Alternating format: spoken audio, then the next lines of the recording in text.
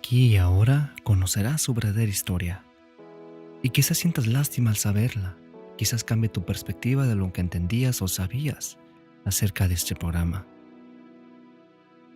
Muy pocos saben que el Chavo del Ocho en verdad sí existió y fue tal como Roberto Gómez Bolaños, Chespirito, nos lo pinta o tal vez mucho peor.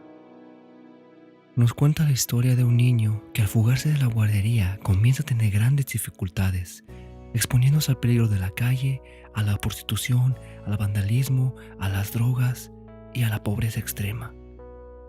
Nos muestra las consecuencias y traumas que sufre un niño al ser abandonado por sus padres y todas aquellas malas decisiones que los obligan a no progresar y a vivir una vida de carencias y mediocridad. Sí, y aunque te duela, esa sería sin lugar a dudas la sinopsis o el resumen de lo que en realidad se trata la serie del Chavo del Ocho. El Chavo del Ocho no siempre estuvo dentro de la vecindad. Oh no, él se veía obligado a salir a trabajar para poder comer.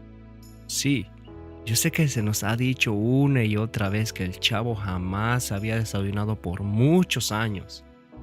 Pero nosotros sabemos que eso humanamente no es posible, que no tiene sentido ni lógica.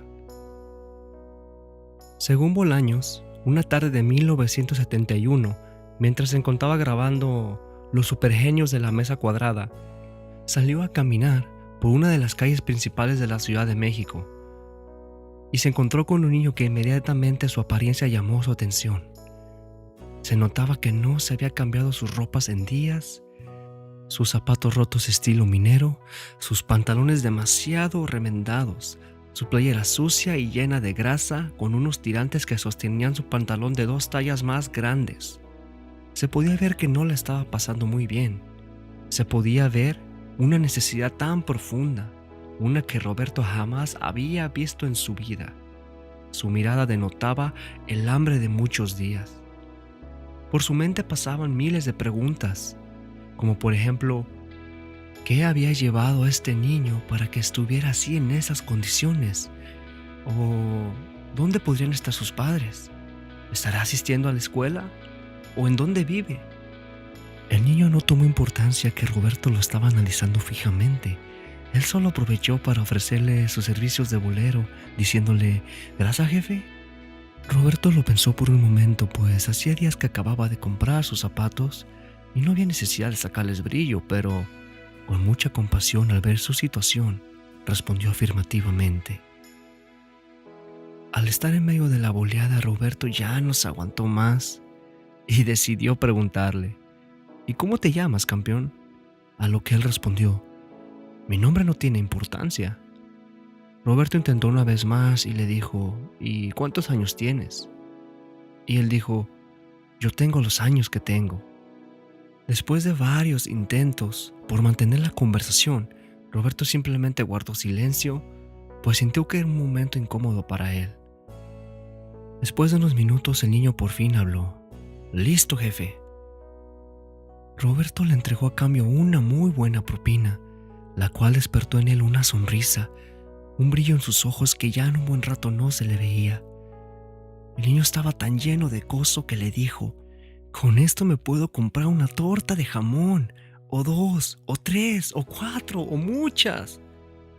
Salió disparado y sin importarle ya su cajón, ni sus cepillos de bolear, ni nada. Todavía a lo lejos se le oía gritar, «¡Torta de jamón! ¡Torta de jamón!».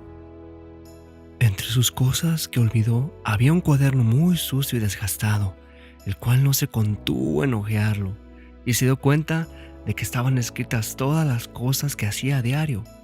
Roberto no se resistió y lo tomó. Una vez ya en casa, se dirigió a su máquina de escribir y pasó todo en limpio, corrigiendo su muy mala ortografía. Eso sí, sin modificar el toque especial del niño ni sus expresiones. He ahí donde Bolaños emprendió su obra maestra que lo llevaría a la fama mundial y el éxito en la industria del entretenimiento. Las primeras hojas del cuaderno decían así: «Hoy mis compañeros de la guardería me preguntaron que por qué nunca estaban conmigo mis papás. A lo que yo les respondí, La verdad nunca conocí a mi papá. Y aquí quiero abrir un paréntesis porque se dice que o lo asesinaron o los abandonó a él y a su madre cuando él acababa de nacer. Y después dice, a mi mamá la veo solo un poquitito. Y ustedes no saben, pero en realidad yo siempre soy el último niño que se queda en la guardería. Mi mamá trabaja mucho para darme de comer. Lo que no les dije es que a veces sale tan cansada que hasta se le olvida pasar por mí. Hoy, como todos los días, tengo que esconderme en el armario de los juguetes para que la gruñona de Martina, la encargada de la guardería, no me encuentre y pues piense que pasaron por mí. Y una vez que se ha ido, yo me quedo solo jugando con los carritos y los rompecabezas. Todos los niños de la guardería detestamos a Martina. Ella nos pega, nos grita y nos dice de insultos. Siempre anda de malas, creo que odia su trabajo. Dicen que solo está ahí porque no puede encontrar a uno donde le paguen mejor. Hoy, por ejemplo, me dio un catorrazo en la nariz con uno de los zapatos de mi mejor amigo Chente. Me hice el machito para no llorar, porque si no luego me deja sin comer todo el día. Pero no pude evitar sangrar. Me salpiqué mi playera y me fui volando al baño a lavarla. Yo pensé que no se iba a dar cuenta y antes de la hora de comer me dijo, ¿por qué tienes tu playera tan empapada, Yo no le quise decir la verdad. Después me dijo, ¿y tú? Sí sabes lo que me harían mis jefes si se enteran que los tengo desatendidos, ¿verdad? Y dentro de mí, mendiga bruja, que tan solo supieran el infierno que pasamos contigo. Y pues de todas maneras me dejó sin comer. Desde la mañana ya estaba muy fastidiado. Ya no soportaba ni un minuto más estar en este lugar. Estaba tan alterado que hasta Martina por primera vez se preocupó de mí y me dijo, bueno, ¿y a ti qué te pasa, muchacho? Le respondí, hoy desearía largarme de aquí. Ya no te soporto ni un momento más. Ella cínicamente sonrió. Vaya, haberlo dicho antes. Entonces abrió la puerta y me dijo, anda pues no que te ibas a ir. Me largué y nunca más regresé. De todas formas, a mi madre ya no le parecía importar. Ya llevaba más de un mes escondiéndome en la guardería y cada día fingía regresar a casa. Pero no, solo me estaba mintiendo a mí mismo. Esta es la primera noche de mi fuga. Estoy sentado en la parada del autobús. Nadie me ha querido dar una moneda. Chanfle. Me acuerdo de lo de la mañana y uy, qué rabia me da. Que a Martina no le importó dejarme ir. En verdad yo esperaba que dijera, no te preocupes muchacho, ahora mismo le llamo a tu mami para que sepa cómo estás y si es posible que venga por ti. O que al menos me escuchara. Por primera vez supe lo que era el miedo. Jamás había estado en la calle y menos oscuras. Bueno, ya de perdiz cené bien riquísimo con las monedas que la gente me regaló. No sé cómo, pero me fui adentrando entre las calles y callejones buscando un lugar para pasar la noche. Y a lo lejos vi la luz de una fogata alumbrando un grupo de chicos. Me les acerqué para tener un poco de compañía. Se veían como de mi edad, un poco más grandes. Algunos ni cuenta se dieron de que llegué. Vi que estaban fumando y uno a uno le daban una chupada al cigarro. Cuando me tocó a mí, se burlaron porque me hizo toser. Creo que al jefe le decían el mochilas, y era porque una vez en un accidente le tuvieron que amputar la mano, pero con la otra pegaba más duro, y por eso todos lo respetaban. También me pasaban una bolsa que tenía un olor muy fuerte, que teníamos que olerlo por varios minutos. Olía como a pintura, pero más fuerte. En eso llegaron el Pinacate y el Conejo, con las caras pintadas como payasitos de circo. Ellos me enseñaron a trabajar de malabarista en los semáforos. El Pinacate se subía encima del Conejo para que así todos los carros vieran el show. Así fue por un tiempo, haciéndole lo que ya les conté todititito los días. Hasta que un día ya no me quise juntar con ellos porque atropellaron al Conejo y yo me asusté demasiado. Aquí me encuentro refugiado en un dealer de autos. Está llueve y llueve allá afuera. Me hice amigo del vigilante de la noche.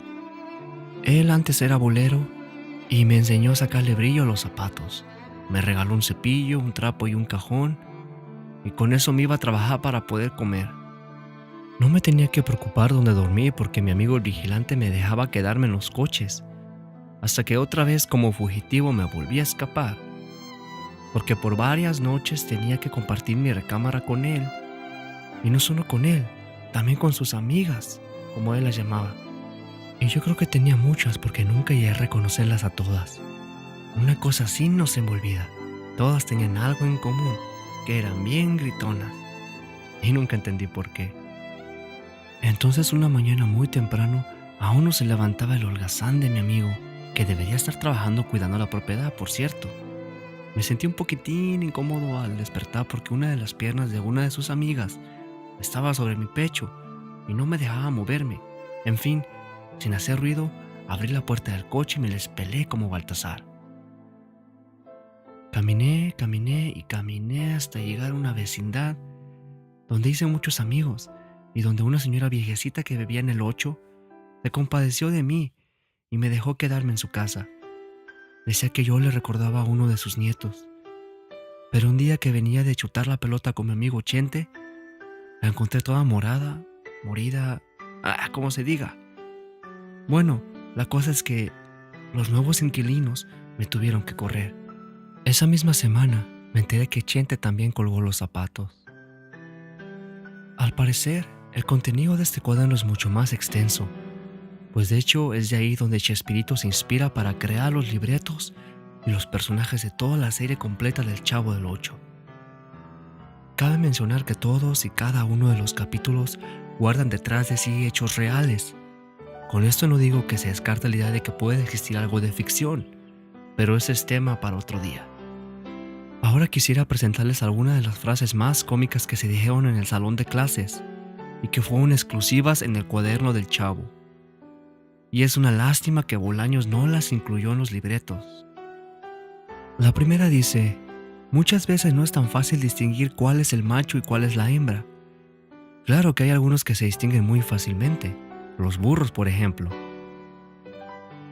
En la siguiente el profesor Girafales les estaba contando la anécdota de la Torre de Babel, en donde los hombres de la época querían alcanzar el cielo y ser reconocidos y famosos, pero de repente la Chilindrina interrumpe diciendo: ¿qué fue lo que dice que pasó? Y el profesor repitió que ahí fue donde se separaron las lenguas. Y la Chilindrina preguntó: ¿pues qué estaban haciendo? Y ahí les va una muy buena. Lo más interesante de Noé fue la cantidad de años que llegó a vivir. Y mucha gente se pregunta cómo es posible que una persona pueda vivir tanto tiempo. Pero lo que sucede es que en aquella época no había ni médicos, ni hospitales, ni nada de esas cosas. La siguiente fue en una de las clases de historia, y dice así: el único que no quería ser presidente era Emiliano Zapata. Lo que él quería era que todo mundo fuera campesino. Lo malo es que los ricos hacendados preferían ser ricos asentados antes de ser campesinos.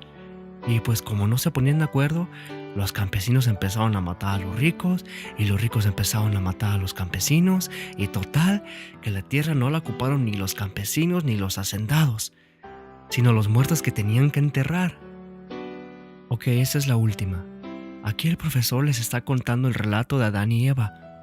Después, a la hora del recreo, los niños estaban platicando acerca de lo que aprendieron.